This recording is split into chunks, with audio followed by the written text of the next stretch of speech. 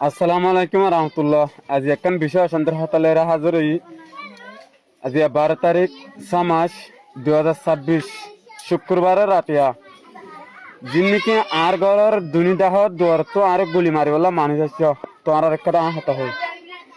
আর গুলি মারতো এবার আগে তোমার লেডা যিবা আছে এবার লইরে মোলাকাত হইরে একবার এবার তো মাঝু সাইর আসছ